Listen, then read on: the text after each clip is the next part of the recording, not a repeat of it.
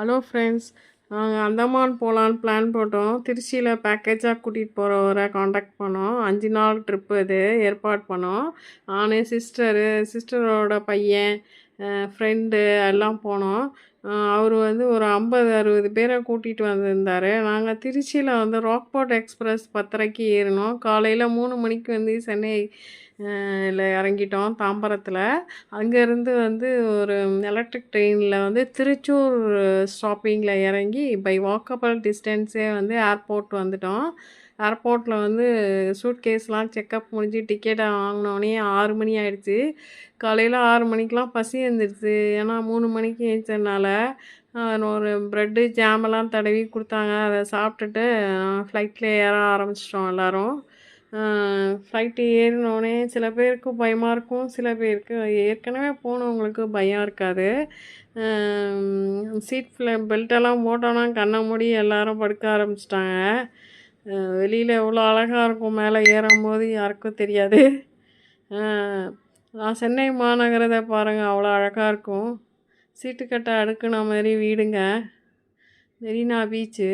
இனிமேல் பீச்சு தான் கொஞ்ச நாழி தெரியும். அதுக்கப்புறம் க்ளவுட்ஸில் கிழிச்சிக்கிட்டு போவோம். அமைதியான சூழ்நிலை இருக்கும். ரொம்ப அழகாக இருக்குங்க அது. ஆனால் நான் தூங்கவே இல்லை.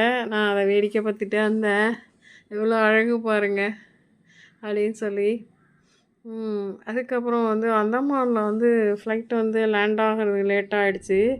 ஏன்னா அங்கே க்ரௌட்ஸ் அதிகமாக இருந்ததுனால ஃப்ளைட்டை லேண்ட் ஆக்க முடியல பைலட்டால்.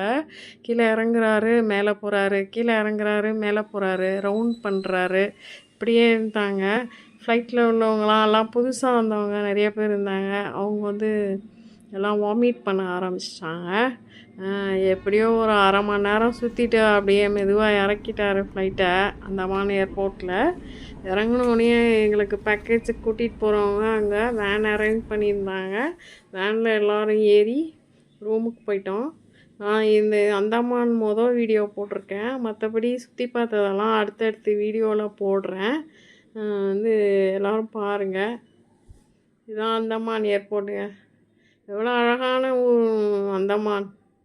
எல்லோரும் ஒரு தடவை போய் பாருங்கள். சூப்பராக இருக்குங்க அந்தமான். ஒரு தீவே இவ்வளோ அழகாக இருக்குது. தேங்க்யூ.